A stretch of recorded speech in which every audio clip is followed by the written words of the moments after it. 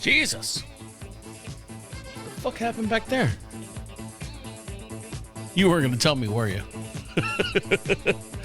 You weren't going to tell me.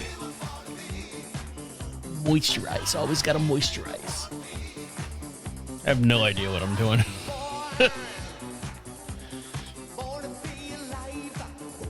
Wear headphones all day long. A couple other things, and then we'll get going here. How's that sound? Phew, we are so late. Here we go. Are you just trying to navigate adulthood in a world that still expects you to have it all figured out? Welcome to This Is 50 with your host, Travis Holmes. Canceled. Canceled. Why? I don't know. Canceled.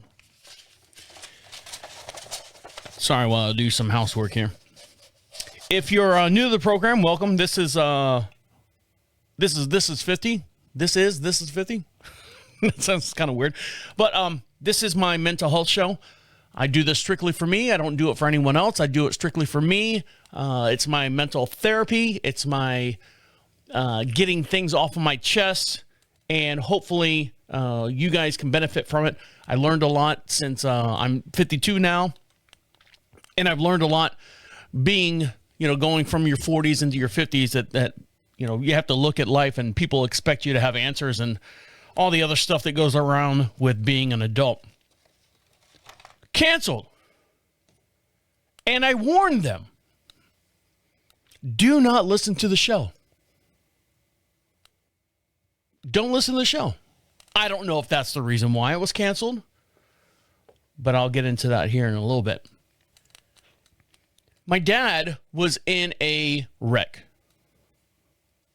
He was involved. He wasn't in it. He was involved in an automobile accident.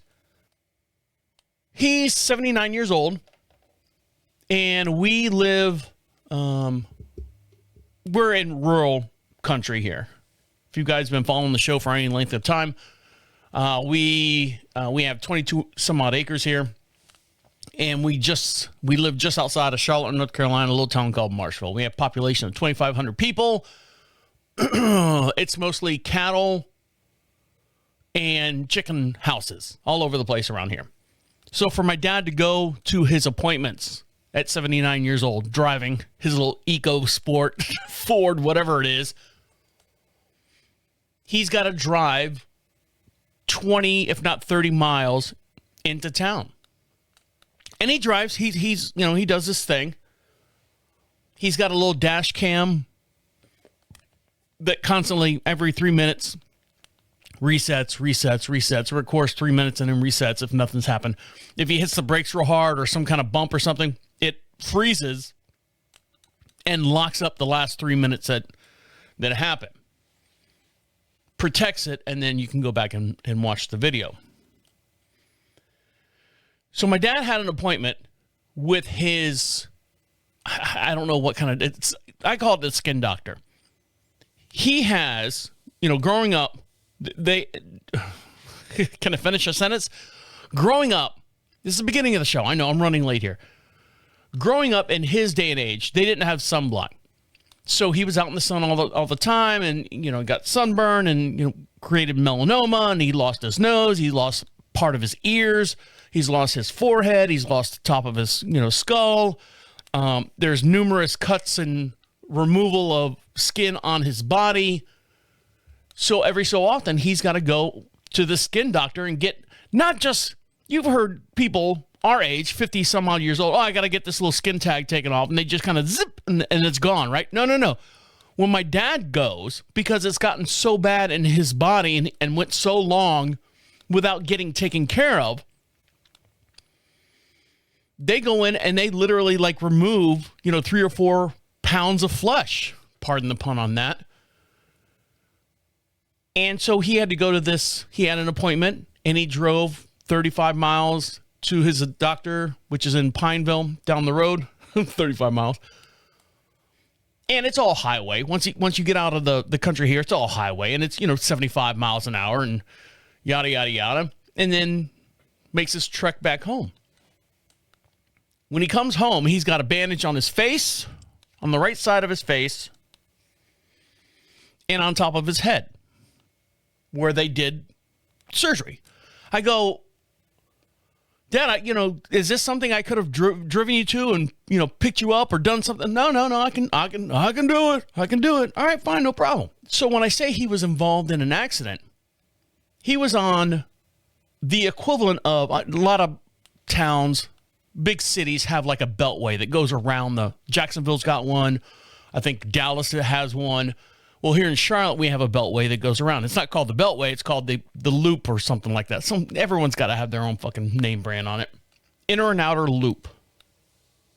And it's basically, a loop around Charlotte, and he has to get on that to get over to our side of town.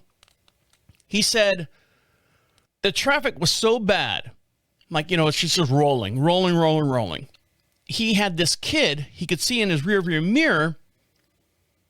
He says kid, probably a Honda Civic, those new Honda Civics that are out are kind of sporty looking and kids drive those, not a parent of 3 does not drive a Honda Civic in this day and age. So he goes, yeah, some kid was just riding my ass. Every time I switch lanes to, follow the traffic flow because traffic was slow, and I'd go over to this lane, he'd be right behind me, and go over to this lane, he'd be right behind me. Finally, whatever happened, the traffic broke up, and my dad takes off and switches lanes back to the speed lane, the left-hand lane, because my dad likes to drive fast. At his age, sure, fine, no problem. I'm waiting for that phone call one day. We found your dad flipped over in a ditch. But I've got Life 360 on my phone. I would have gotten the message before, ambulance would have showed up. Nothing showed on my Life 360 that he had any implications of an accident. So when he gets back home, I said, well, how'd the surgery go? Well, they did this and did that. And he goes, I got a dent. I got a dent in my fender. Well, how'd you get a dent in your fender? Well, this kid, and this is him explaining this, and I'm going to use my voice. He said that this kid that was riding his ass once my dad got, through the traffic bottleneck, got up to speed, this kid flew out around my dad in the right-hand side lane, started hauling ass, lost control of the car. Now, it was raining. And here in Charlotte, this is, we're close to Christmas time. It is December. The roads are a little bit, what do they call it, black ice or something like that. Now, it's not that cold yet, but who knows what this kid did. My dad said he puts his hands on the counter, and I've never seen this look in his face before in my whole entire life, 52 years. I don't know. I don't remember the first 5 years of my life, but still. He puts his hands on the counter, and he looks at me, and he goes, that's the closest I've ever been into a large-scale accident. He goes, that kid is dead. I go, what, Dad? What the fuck happened? He said that kid was so impatient to get around my dad, my little 3-cylinder, driving around him, took off, got probably 50 feet away from my dad, lost control, fishtailed, left-hand turn right in front of my dad. I say left-hand turn, lost control, car went to the left, 70 miles an hour, right into the concrete embankment. Bam! He goes, that kid's dead. I said, did you stop? He goes, no. I said, did you do anything? He goes, well, I called 911. I said, did you stop at all? And he goes, no. And I'll get into that here in a minute. I said, why didn't you stop? He goes, I didn't want to see. He goes, I did not want to see what actually happened to that kid. He was so shooken up. He said that car was about 20 feet in front of me. If I didn't slow down, he didn't say he hit the brakes. If I didn't slow down, that car would have sideswiped me and pushed us both into that concrete thing. I said, God damn, Dad. He goes, I was so close to the accident. When the car hit the concrete barrier, the headlight flew off, and smacked into the side of my dad's car. I said, "You sure it wasn't his head?" He goes, "I don't know. It was something hard." So I go out there and look at his car, and he's got a big dent. And now it's not on his fender. It's where the post, and I said, my dad, the post that holds your front windshield on, the side post, it hit there. I'm like, "Dad, you're lucky it didn't come flying through your windshield." "Oh, no." I said, "So you didn't stick around?" He goes, "No, other cars did, stopped and, called 911. He's like, I was already through it." He's like, by the time he realized what happened, he was already through it, had to call 911 and was on his way still. He's a quarter mile down the road now, and after all this happened. I said, "Well, shit, Dad." He goes, "Well, I should call my insurance to get the dent fixed." I said, "No." I said, "Leave it." I said, "What's your deductible?" $500. I said, "Well, it's going to be $1,000 to get that fixed." I said, "Just leave it." I said, "It's a reminder for you to realize that, you could go at any second." I hate to say that way, but I mean, that something could happen in a blink of an eye. "Oh, yeah, I know. You're right." He's like, "Whew, man, I did not want to see that kid." And so the next morning I look up on, see if there's an accident. And there are a dime a dozen accidents on that beltway is a dime a dozen. I'm like going, what time of day? What is it? And I looked it up. Nothing. So, yeah. Almost, I don't want to say lost them. But it's kind of like, what's the movie? Final Destination? maybe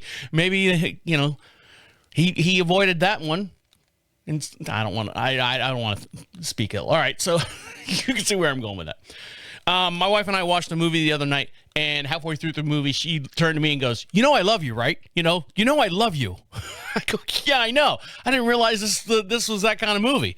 But so I'll dive into those details when we come back. So stick around. I'll be right back. I normally do, for all you brand new listeners out there, and there are some brand new listeners out there, because normally on Wednesdays, I do a entertainment show. I've taken some time off from the entertainment show, but I have some contractual obligations. So I just moved them over to this show, and so this is, I kind of replay them over on the other show. If you're watching me here on the YouTube video right now, that one right over my shoulder, the one that's not lit up, that banner right there, yeah, that's the one I do on Wednesdays. So if you're listening to this and you're like going, "Well, what happened to the other show?" We're retooling it. We're redoing a bunch of things to it. So don't worry. It'll come back in full-fledged, and we're trying to make it better for a better experience for you and all that. So in the meantime, you're going to have to listen to this, which I do every Friday. I do the show, This is 50, on Friday at 3 p.m. Eastern Standard Time. Like I said, we're just outside of Charlotte, North Carolina, in a little town called Marshville. Now, when I say a little town called Marshville, we are. Closest Lowe's is about 25 miles away. Closest Home Depot is probably 42 miles away. And the reason why I bring this up is because we're getting close to Christmas time, and my dad always does or wants to do like a big purchase for us here at the house. He doesn't have to do it, but I think for him, mentally and physically, in order, instead of him picking out, get me a pair of socks and a pair of underwear and a pair of shoes and all the stuff that you get for Christmas time from your parents, he just goes, between the two of you, it's just easy for me to just buy one present that you guys need here in the house, and boom, that's your Christmas. And then my wife and I, we buy him stuff that he needs, and everything works out. Everything's smooth across the board. Everything's even across the board. We don't ask him to do it. He wants to do it. So we try to make it as painless as possible. What he wants to do this year, because he asked me, he's like, what do you want to do this year? And he noticed that we have a patio door. And I say patio door, it's an exterior door, French doors. And that's the one on the back porch. That's the one that we go in and out of. That's where we're bringing groceries when we, go and leave, because it's the closest door connected to, or closest to our garage, our detached garage. So you have to walk out the back door, down our deck there, and then down a flight of stairs, and then into the garage. And that door gets a lot of use, a lot of wear. And over the years, it's the original door. The house was built in 2004. The original door, now the seal has gotten bad. I don't think it was put in correctly, but the seal, nonetheless, the gas has gone out of it, and you can see like that smoky milk glass that's on like the bottom quarter panel of one of the doors. And I'm like going, it's not really being insulated now. And, it's hot in the summertime and cold in the wintertime. My dad goes, well, find out how much it is to replace that door. And our bedroom door has the exact same setup. He goes, well, find the price to replace both of those. I said, oh, Dad, okay, we'll do it. I'll do it.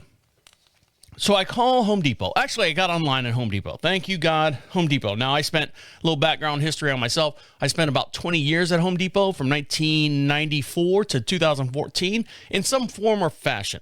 I worked for Home Depot, part-time, full-time, manager, assistant managers, department head, all this stuff. I've done everything but be the actual store manager because I didn't want to do it. I had other important stuff to do. So got online at Home Depot. I wanted a door installed. Click, click, click, click. Type. Put all the information in. Okay, we'll have someone call you, as soon as possible. Did the same thing at Lowe's. Now, for those across the country, this is Lowe's country here in North Carolina. Their home base is in Concord, North Carolina. They started here in North Carolina, so this is their home base. This is their home turf. They have home field advantage here. Home Depot, I don't know, not so much, I guess. So you would think the customer service and everything would be better on the Home Depot end than the Lowe's end because they're trying to win your score. They're trying to win your patronship, your monies, your financials. So Home Depot calls me back the next day. Hey, Mr. Holmes, I see you put in for a door installation and all this stuff. I'm like, yep. Okay, and it's a call center. Now, I say it's a call center. It's some lady working from home in New Jersey, and I found this out later. And she basically wakes up in the morning, goes, all right, cracks her knuckles and go, all right, who am I calling today out of my location? And, she's calling everyone in the United States and setting up everything. So that's what her job is. And American, white woman, I could tell. And she's like going, okay, Mr. Holmes. And so it's $40 to have the guys come out and measure. I'm like, I know, I understand the process. I worked for Home Depot many years. Oh, okay, great. Kind of schmoozed right over that. And so they'll come out and measure, and then, they'll give you a design and blah, blah, blah, blah, blah. All right, fine. I said, I don't want to do it just yet.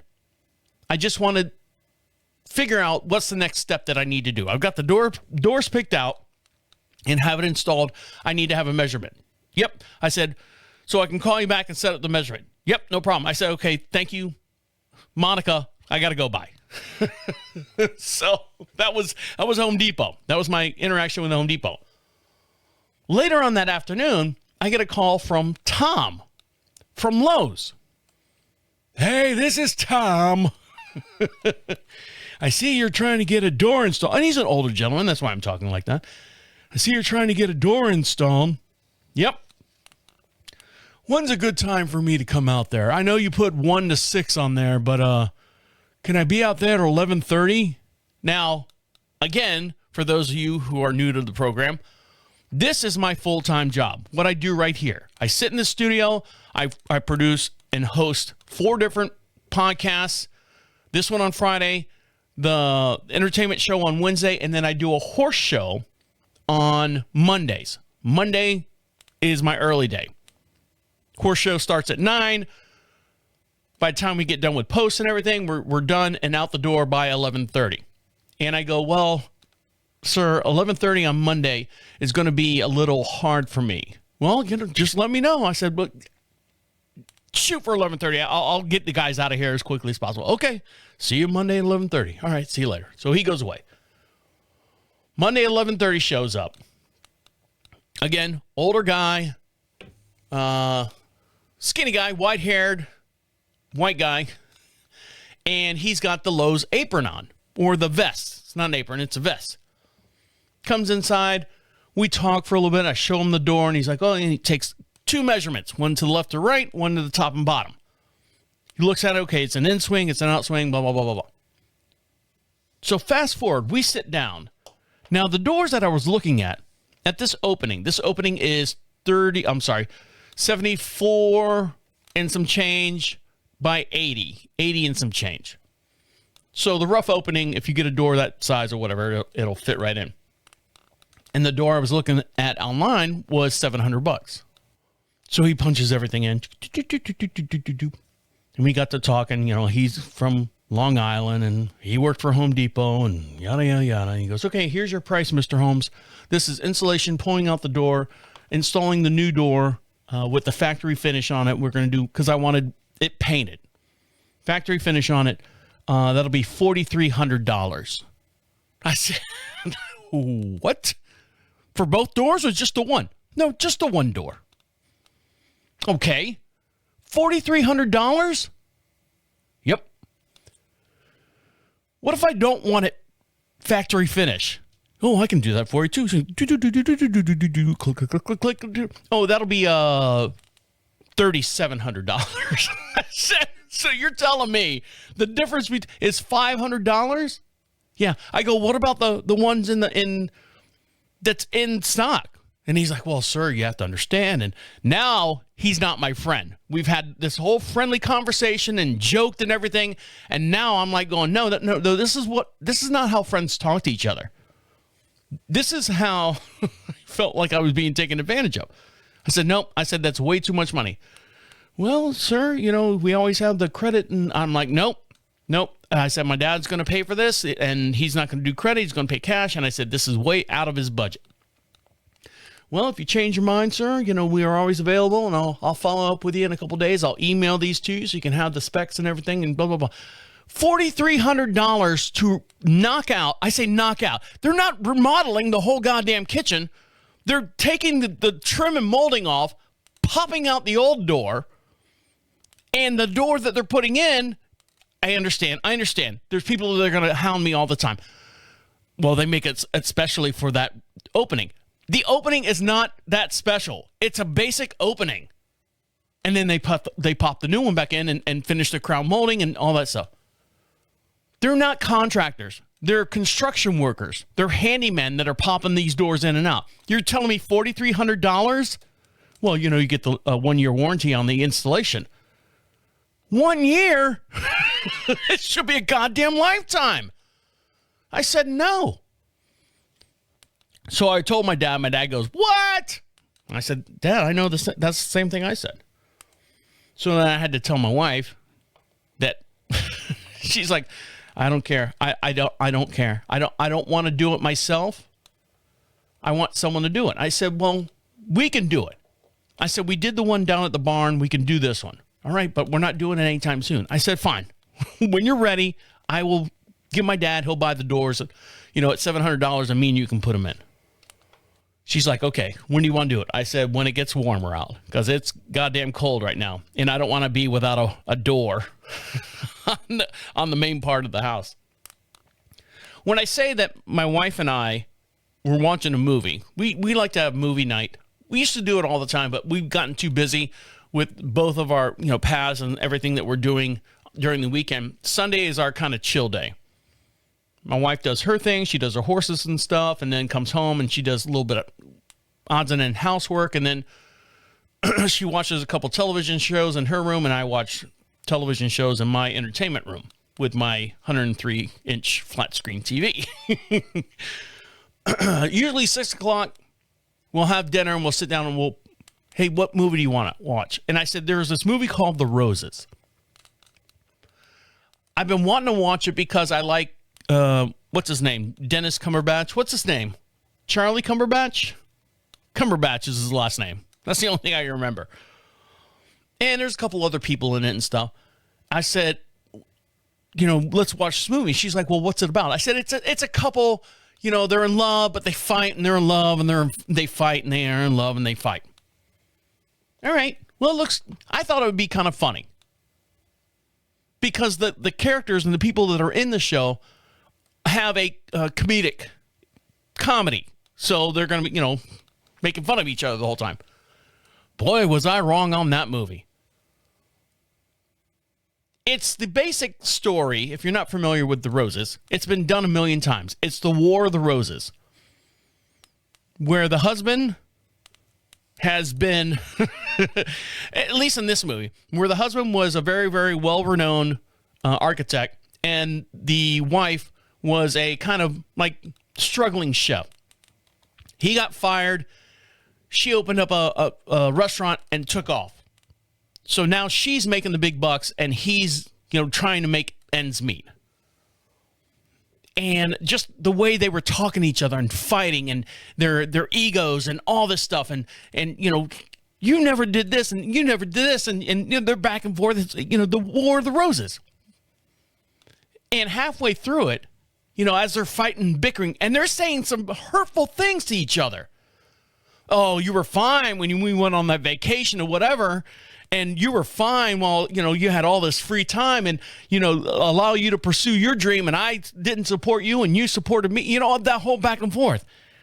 And my wife kind of looked at me and she's like, I love you, babe. I go, I know. It's kind of, because not that we're in the same sense, but for me, my wife has got, I've allowed her, listen to me.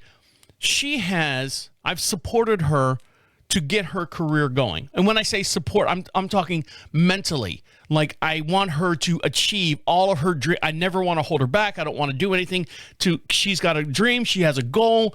When we first started dating, she's like, yeah, I want to be a quote unquote CEO of a company on some ground form or level. I said, great. I support you. I understand that. You can pursue all that. This is my goal. This is what I want to do. And now, for us being together 19 years, been married for coming up on 12 years next year, of course, March will be 12 years. I have had to back off the throttle on what I'm doing to make sure, because of our property here, not because I'm not successful. I'd make, not to get into my financials, but I do well for what I'm doing. But there's a lot more that's needed here on the property. There's a lot of stuff that needs to happen. When you have horses and you have 22 some odd acres, you can't just sit there and hire people left and right and spit money out the door and stuff. You have to physically do it. So I have to kind of back off the throttle on what I'm doing to make sure that our property runs nice and smooth, a well-oiled machine, so my wife can concentrate on her career, her goals as far as horse riding and stuff, and all that. And I allowed her to do that, and she lets me be me. Does that make sense? But like when we were done with the movie, she's like, God, that movie, I love you, babe. Don't ever think I take advantage of your kindness and all that. I said, babe, I understand that too. I appreciate you letting me be me, and it's back and forth. And then, smoochy. You want to watch Big Brother or something? It's like, yeah, we'll watch Big Brother. Kind of eyewash ourselves out of that. But yeah, the Roses, it was, we kind of just sat there and we felt uncomfortable watching it at some point, and we kind of looked at each other, and I'm like, going, God, what an asshole, right? Right? He's an asshole, right? For saying that? He's an asshole. You don't think of me that way. No, babe, no. Everything's fine. Everything's good. God, I don't like this movie. Let's watch something else. Is Roger Rabbit on somewhere? I'll get into what got canceled and what I think, in my opinion, it got canceled. Because I warned them. I warned them all when we come back. So stick around. I'll be right back. So I'm still running 4 miles Monday through Friday. This is the second week of December, and the street that I run on is not my street. There's a cul-de-sac. Bring you up to date on my activities. There's a cul-de-sac probably 200 feet down the 200 yards down the road. So I walk out my driveway, walk down the 2-lane busy country road, and then take a left, and then I just do laps. Do 1 lap up and down is 1 mile. on this two-lane, almost like two-lane, on this cul-de-sac, it goes downhill, and then comes back, walk back uphill.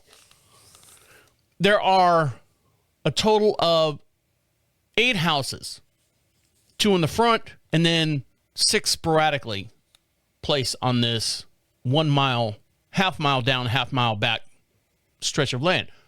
Last year, at this time, I made goodies.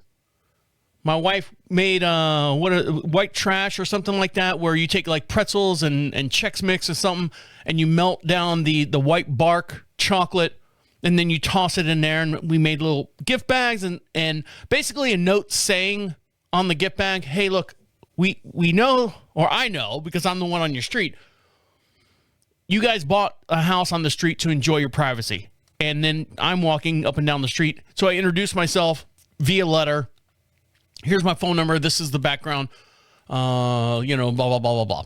If you don't know what happened, rewind, go back a year ago at this time and listen to that show.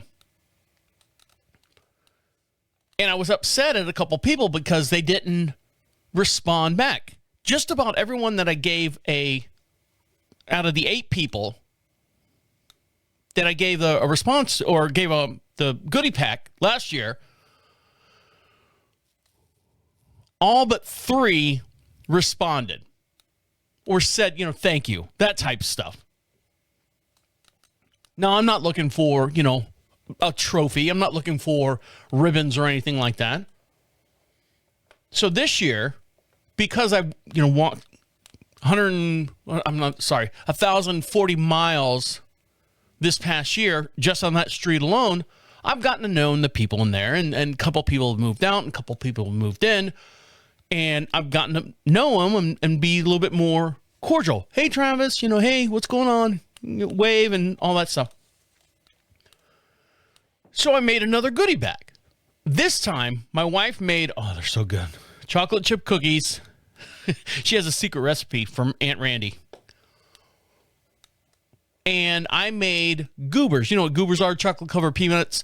And I put caramel morsels in it and kind of mix it up and let it, solidify, and bagged them up and twist tie and put a new letter for all the existing people up and down the road. Hey, thank you. Great year again. Appreciate you. Let me, use the street for my physical and mental health, kind of like what I'm doing here with the show. And that's what I do while I'm walking on the street. I'm like, I'm just sitting there listening to like news reports, and I'm thinking to myself, how can I make myself better? How can, I can live longer and do all this stuff.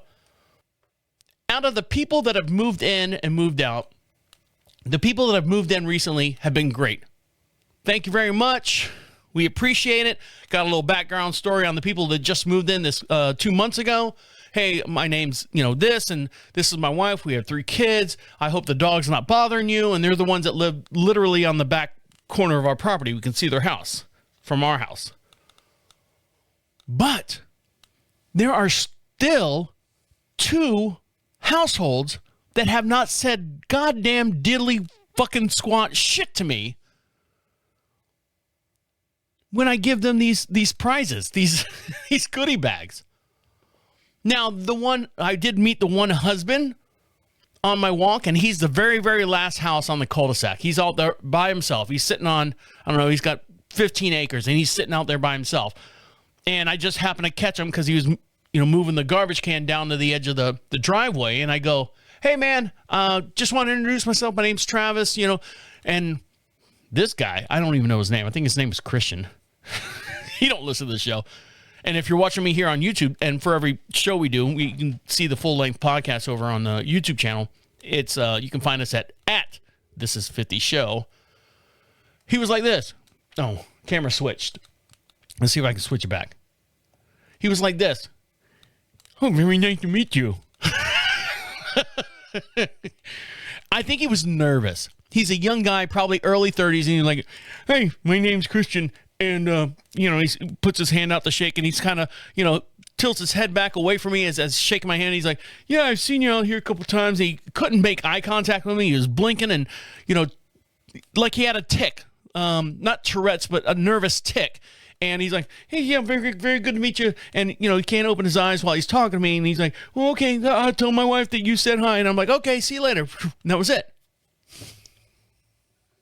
And I gave him their goodie bag this past week and still haven't heard like a, hey, thumbs up, thank you. I see him drive up and down the road and I always wave and I always mouth, good morning, good morning.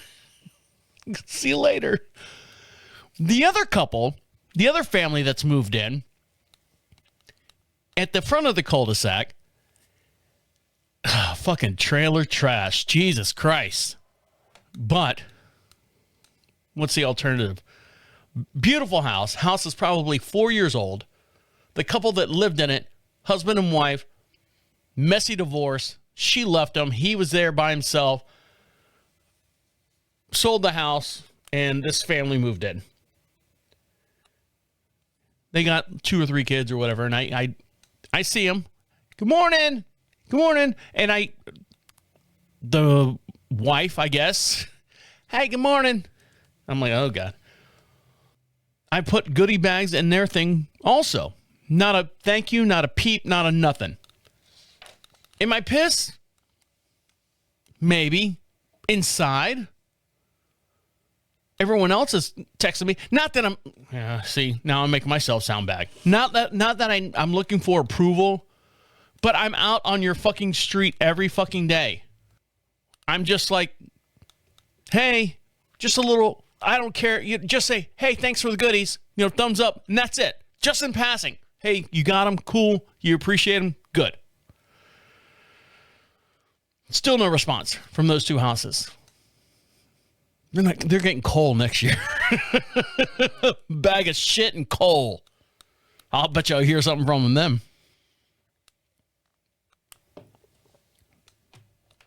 I had to take my wife's car in to get service. We bought a brand new 2017, an Audi Q5. Paid it off. I think like in 2 years, we just paid it off. Just easier to do it that way.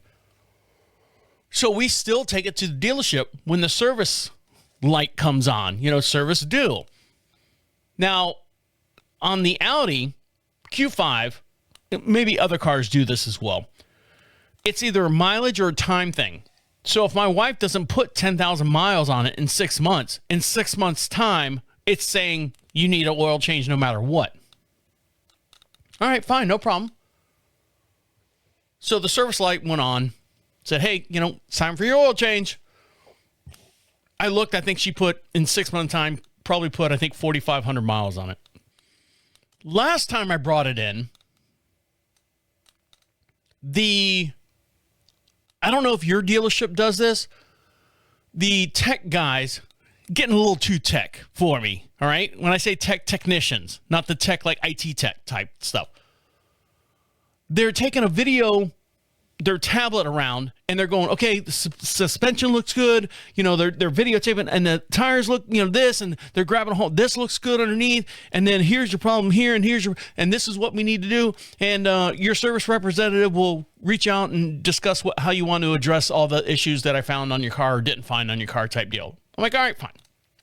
So last time I went, the guy says, oh, your serpentine belt, it's going bad. I'm like, well, shit. How much is that? It's $2,300 to have that replaced. Yeah, I know. It's an Audi, you know, German engineering. They got to rip off the whole entire front and stuff and, you know, do all that stuff. So I look at it and I go, show me the belt that's bad. So he brought me into the bay out there in the dealership area and I look. He goes, see these white lines right here? See how the whole thing's supposed to be black and these white lines right here? Those are bad belts or bad whatever steel things. They've snapped. They're gone. You need to replace this or you're going to lose this car. Not to that extreme. But I'm like, all right, well, how many more miles do you think I got on it? He goes, you could pop right here when you drive out, or it could last till, you know, Armageddon. Great. Thanks there, Mr. Vague Guy. So I bring it in this, you know, my wife's been driving around and she's nervous as hell. She's like, oh, the belt's going to snap when I'm driving. And I got a second opinion on it. And the guy goes, he goes, we can change the belt if you want. And really don't need to, but if you want it changed, you can change it. I'm like, all right, well, let's hold off. If you say it doesn't need to be changed, it doesn't need to be changed. So I bring it in this past week, right? And I'll get into what I did in the meantime, waiting for the car, because you guys are going to be surprised on that. And I bring it in, see where I'm at on time. Should I take a break? No, I'll run through this. I'll take a break after this one. And I'll tell you what got canceled and how it got canceled, and is it my fault? I don't know. You tell me. So I'm sitting there and in the waiting room and kind of fidgeting back and forth. My appointment was at 9:15. Dropped the car off at 9:15. I did not get it back until 11:45. But in all fairness, they did run through the whole entire car. I did get the video where the guy's walking around. They check everything on that fucking car. Oil change on that car. It's 4-cylinder with a turbo in it. 4 quarts of oil, but they do the whole entire service thing on it. It was like $253 or $257. God damn, right? What happened to the $99 oil change or the $19 oil change? What happened to those? So I'm sitting in the waiting room, and my service guy comes over. Mr. Holmes. The guy's name is Cal, K-A-L. Ramadan or something like that. He's an Indian guy, but not like horty cow type guy. He's Americanized. You know, he's like big guy, looked like he played football at one time. Mr. Holmes, come on back. I want to show you something. So I want to show you something, and I'll give you all the details of everything. And as we're walking through the lobby there, and I go, let me guess, the belt's bad. He stopped and he turned to me and he goes, no, the belt's not bad. Why would you say that? And he walks, and I go, I don't know, I'll just throw it out. And he stopped again, and he turned to me and he goes, why would you say the belt's bad? In my mind, I'm trying to think quick, you know. Well, you know, they always say that the belt's gone bad, and that's, you know, they just want to get your money and stuff. He goes, no, your belt's fine. I said, okay, I'm kidding, man. I'm playing with you. I'm playing with you. Don't look back at my other records. He's like, and he shows me the car, and Josh is the technician out there, and he's like, this is Josh. He's been here for about 6 years now, and Josh is missing a tooth right in the middle of his fucking head. Jesus Christ, where'd they find this guy? But he was smart. He was really, really good. Don't judge a man by its cover, right? He's got the front wheels off, and he's showing me, he's like, you know, they're 5mm, the brake pads are 5mm on the front and 5mm on the back. Okay, so what does that mean to me? I don't understand that. He goes, well, you got about maybe another 6,000 to 8,000 miles on these brake pads before they start digging into the rotors. I was like, all right. So brake change, brake, whatever job is going to be in the near future. Yeah. I said, so how much is that? Like $99 to change the pads? And Cal goes, no, come inside, Mr. Holmes. Let's talk about this. Thanks, Josh. And I go, yeah, thanks, Josh. Like a fucking schmuck. And I go into Cal's office, and he's sitting there, and he's like, let me explain to you. When we change the brake pads on an Audi and we turn the rotors, we replace all the sensors, and you just can't, you know, turn the rotors. In my mind, I'm like going, I don't know what turn the rotors means. I had to ask my dad when I came back home, what the fuck does turn the rotors mean? So he's trying to explain it. He goes, and, you know, we actually take the rotors off and we dip them in gold. And then the new sensors are platinum steel. And the brake pads that we put on there were actually kissed by Jesus Christ himself. And, you know, that's the front axle. And that goes for about $1,800. Now, the back axle, which doesn't carry a lot of the load of the car, we don't dip them in actual gold. We actually spray gold dust on them. And, you know, he's giving me all this, you know, Acura parts for Acura vehicle. And the back brakes is going to be $1,300. I said, so you're telling me $3,000 for the front axle and back axle for you to dip everything in gold and platinum and diamond crusted pads and all that, you know, on the soles of my feet type stuff. Yeah. And your 100,000 miles is coming up. I go, well, how much is that? Well, that's like $679. Okay. So show me everything. He shows me everything. I go, all right. I said, you know, I got a guy that does some stuff for me. He goes, oh, no. You can't, nobody can turn these rotors unless he's an Audi certified, you know, whatever. I said, why? Oh, he didn't like that. Why? Well, if they don't do it right and you press your brake, the brake, you push the brake pedal down, spit it out, stupid. You push the brake pedal down. If they don't do those rotors right, it'll vibrate. And you don't want that. These are high performance rotors. They're, sent from Jesus Christ and Moses, his fucking dry mouth, made these rotors. All right. How long do I have? I said I'll wait till next oil change. This is what I said. Oh, no. Oil change is 10,000 miles. I go, look, man, 6 months, the alarm goes off. My wife barely puts 4,500 miles on. Oh, okay. So you got like 6 months. Oh, yeah, that's fine. We can do it then. $3,000 on brakes that are fine. I say fine.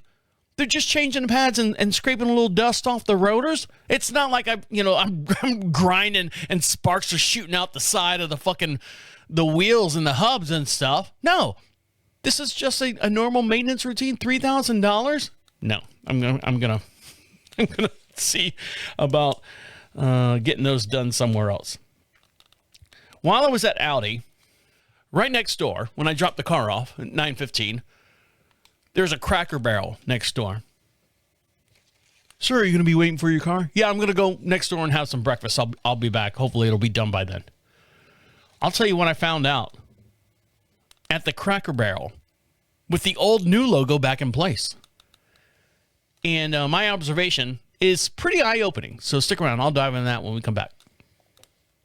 I was cleaning. Let's try that again.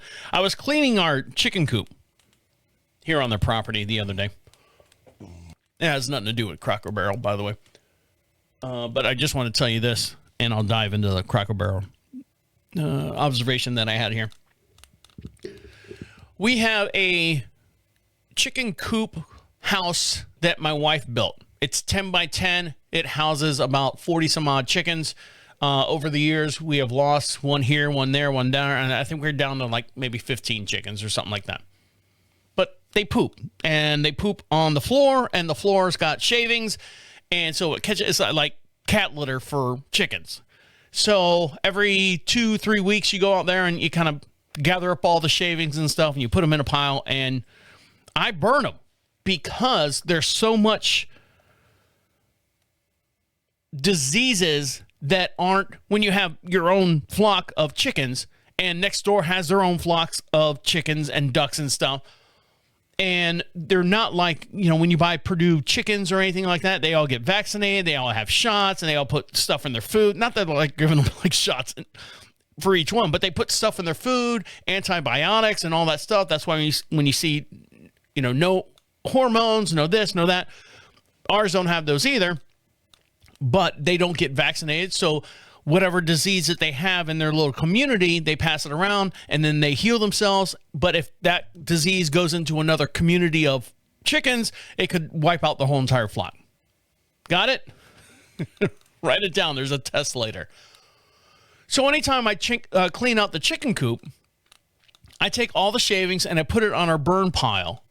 And it's a good sized pile, and I burn them. And it takes a long time for shavings and poop to burn. It takes like 2 or 3 hours for it to just sit there because it smolders. So our neighbors next door, those neighbors next door, the one that has the very judgy people next door. I get a text on the group chat from the wife, the passive-aggressive wife. Hey, there's a lot of smoke coming from your place. Is your chicken house on fire? Are the chickens revolting? Ha, ha, ha. I just want to make sure everything's okay. And I'm out doing yard work and stuff and earning my keep. And I see it and I go, nope, just burning the chicken poop. Like we always do. I guess sometimes it doesn't. It goes to her direction. Normally it goes the other direction. Now, for whatever reason, the smoke's going her way.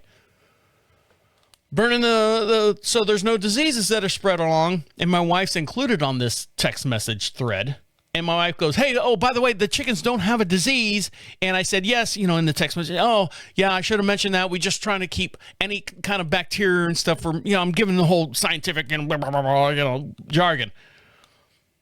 while I was doing all this, we have a line of cypress trees in between the property lines. If you've seen rolling hills and properties and stuff, you always see like there's a row of trees that separate property lines. We have one of those two here. And I can see him, the husband, come out of his 42 by 42 shed, this monstrosity building that he's built right on the property line. And I got to look at it every fucking day. Comes out and he's like cleaning something like a gear or something. And he's kind of like looking at my place and cleaning it. And he's like tapping out and not being conspicuous. And I'm like, and he walks back inside and I go, wonder what that was about. Then he gets on his phone. Oh, I missed all the fun, all this stuff. And I'm like going, I should have made some more smart comments. But just to say, hey, there's a lot of smoke coming from your place. Oh, yeah? Guess what? Half your animals end up on our property. Why? I don't know. Why does your animals end up on our property all the time? None of ours go. Are you ready? Here we go. I'm wound up. Not a single animal that we have on our property, cats, dogs, horses, chickens, whatever we have on our property, has ever gone to their side of the property. Ever.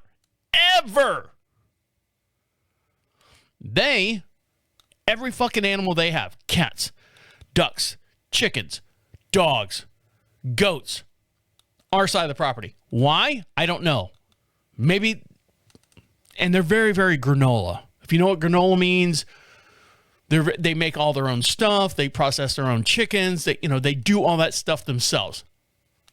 There's a backstory about the wife has a DNA test where she's very susceptible. Her family and all that is very susceptible to cancer. So she tries to live as off the grid as much as possible and keep as much stuff out of their system as they possibly can. Meanwhile, the husband's an airplane pilot, burning fuel and jet streams and all that stuff.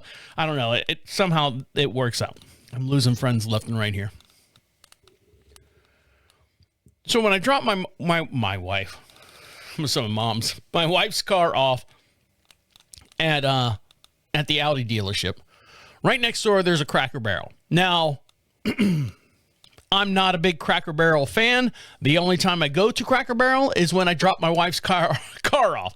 That's literally the only time I've ever eaten there. So maybe twice a year, go over there and have breakfast. My dad and I have gone over there and had breakfast, waiting for the car and, yada, yada, yada. And there's been a lot of controversy around Cracker Barrel. They've changed the inside format as far as all the tchotchkes and shit on the wall. They've kind of painted everything like this eggshell white, removed half the crap off the wall. It was collecting dust. I always thought that was disgusting anyways. They changed the logo. They got rid of Uncle Cracker, the guy, and they just put Cracker Barrel, and now they revamped it and put him back on there and stuff. And I'm sitting there. Male, white male, 52 years old. I'm not going to give you my height and weight because I've lost a lot of weight. I don't know how much I've lost. I'll tell you when I go to my annual physical, so stick around for that in the next coming months. I'll tell you all that. So I'm sitting there. Cute little girl comes up. She's got a piercing right between under her nose, in her lip, right there in the middle. I'm like, fine, that's fine. Fake eyelashes. Might have been Latina, sorry. I want to be correct. And probably, 97 pounds. Good morning, sir. What can I get you? Large orange juice, black coffee, ice water. Are you ready to order? Yes. I would like the country fried steak. I would like the hash brown casseroles, eggs over easy, and biscuits with the white gravy on it. She leaves. So I'm sitting there drinking my coffee. And I'm looking around. Now, the place is not packed. Cracker Barrel itself is pretty large. And I'm looking around, and we're at 20% capacity. And as I'm looking around, there is a black couple to my right-hand side enjoying their breakfast.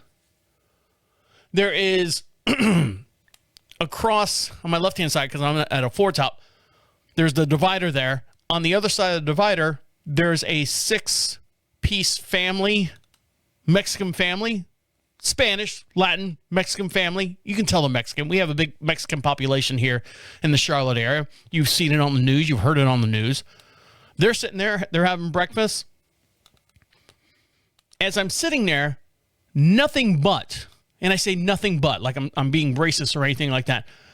Nothing but minorities have walked in and out of the Cracker Barrel while I was sitting there enjoying my meal. To the extent there was a Mexican family, and they were Mexican. There's no doubt about it. Well, how do you know, Travis?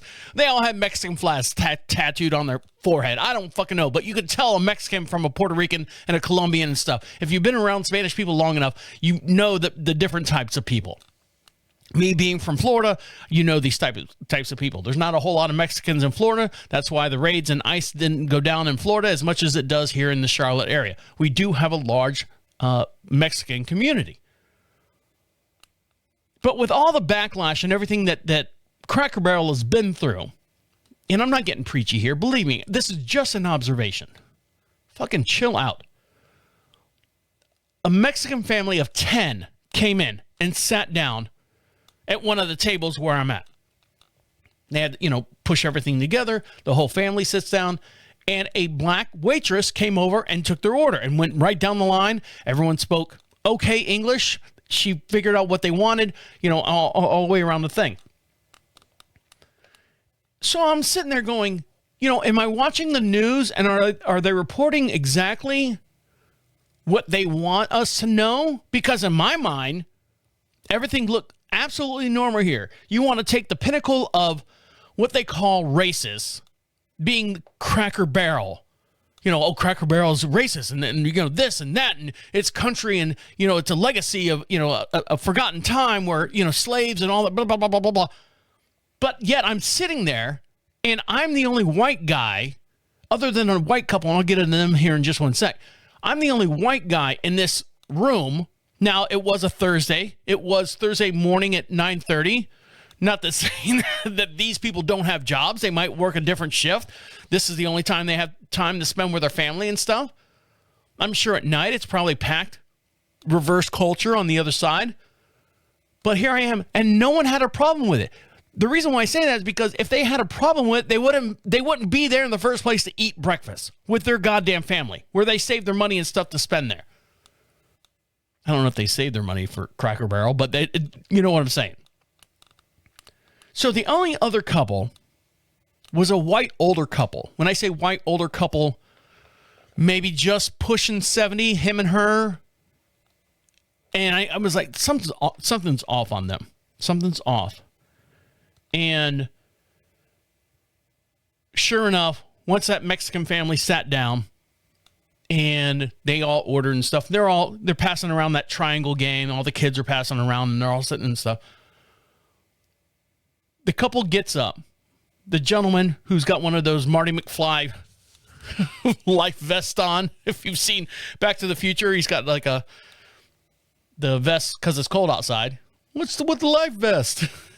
He gets up, white-haired, tall, 6'2" white man, and his wife starts handing the Mexican people, these little flyers or something, small little notation cards or whatever. I'm like, oh, what the fuck is that? And he goes, all right, see you later. God bless all of you, and leaves. 15 minutes later, I finish up. I grab my bill, and I walk by the table. I want to see what he handed them. I thought it was like coupons to Carowinds or something like that.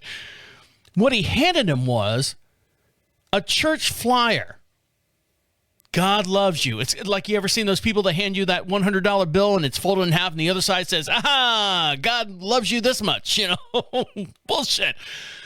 He's handed them these flyers that say, God rejoice and the name of his church and stuff. I said, God, oh my God, give me a fucking break.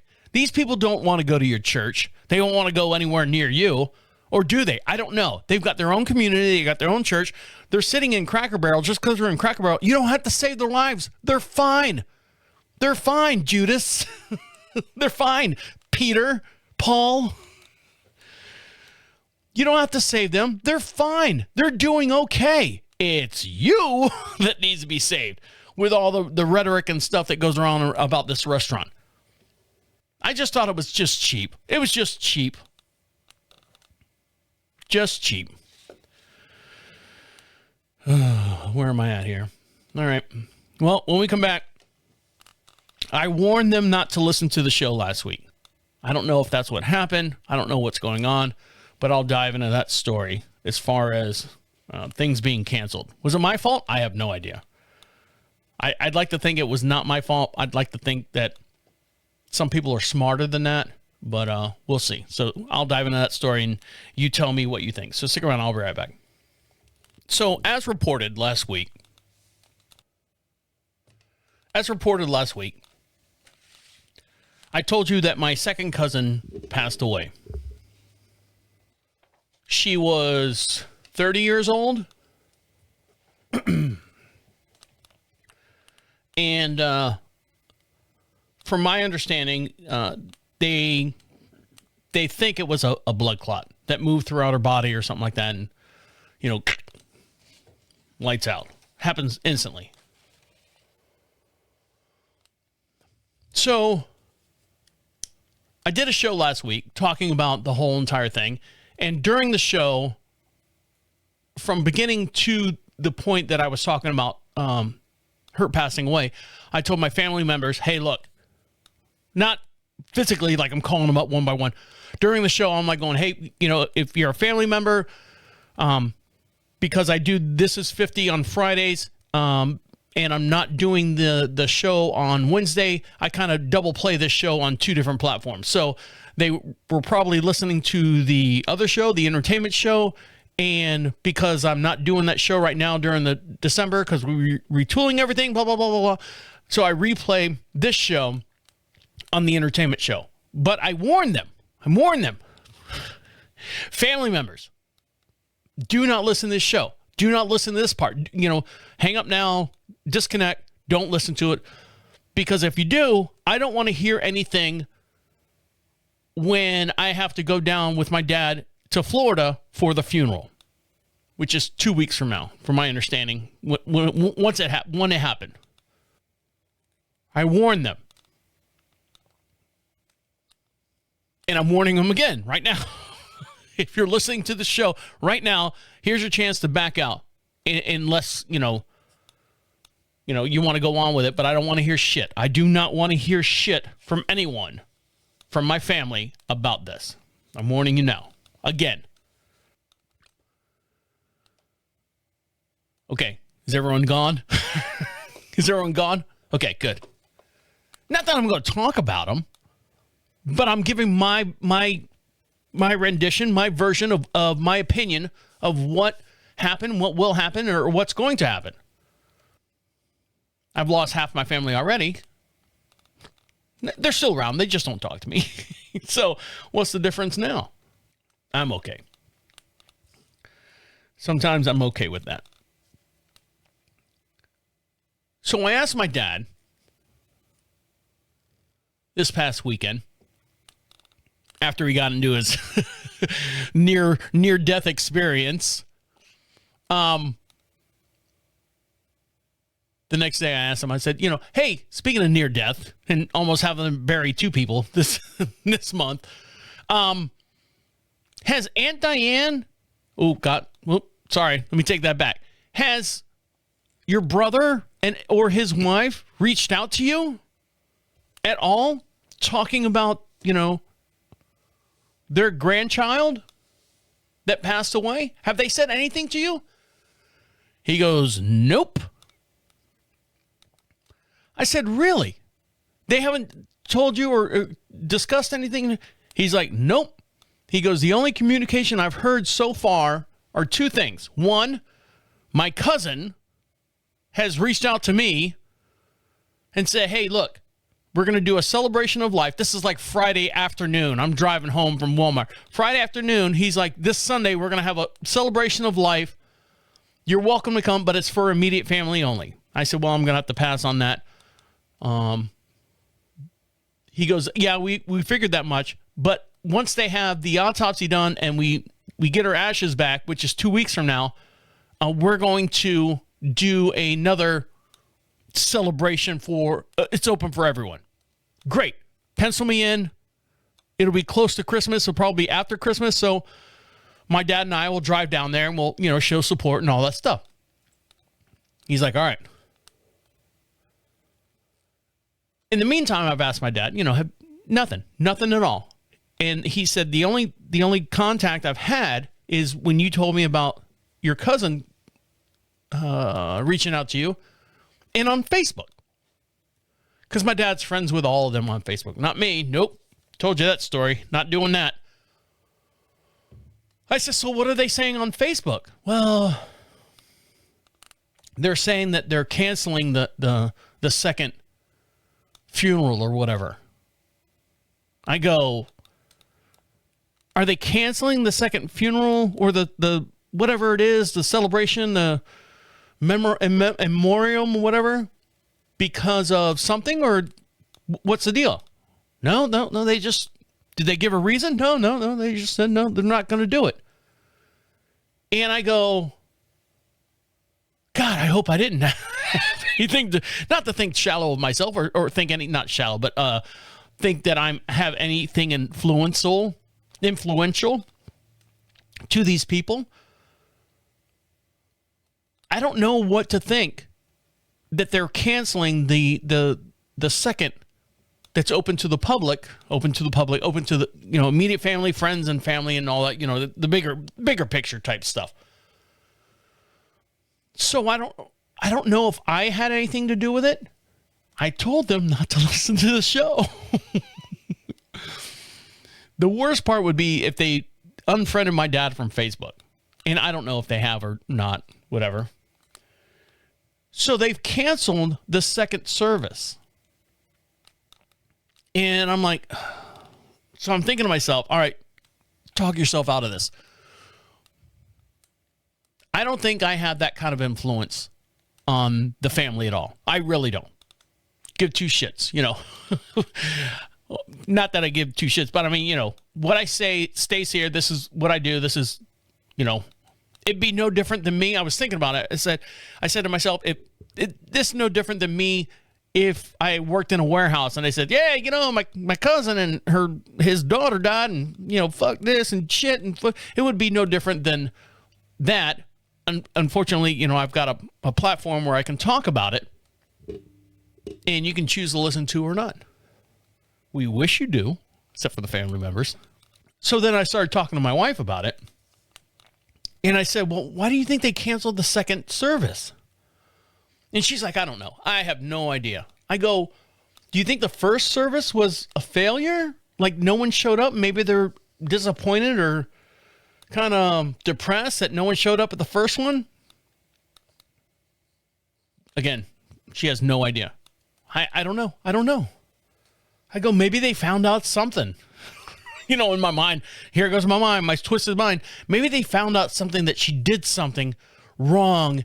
And, they're so ashamed that they're not going to celebrate her, the second ceremony because she did something so bad. They don't want to celebrate her life because she did something like horribly wrong or something like that.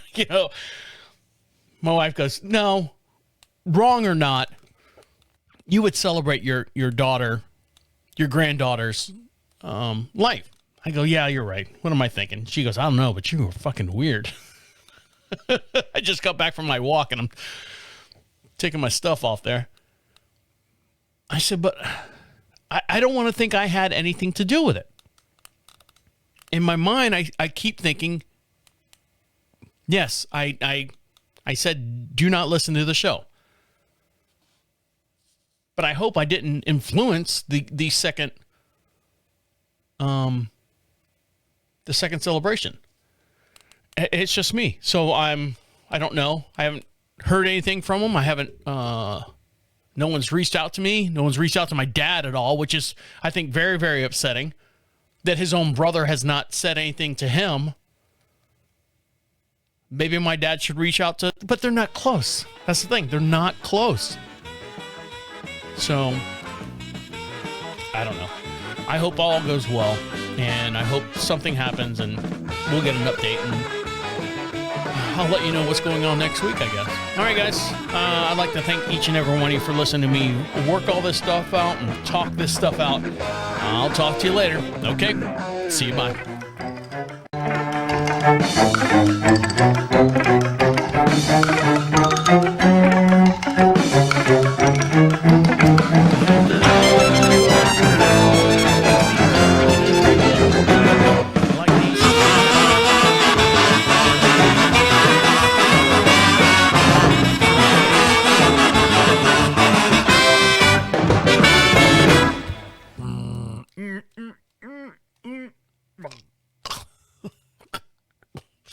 All right, guys, take care. That's all the end scenes that I got.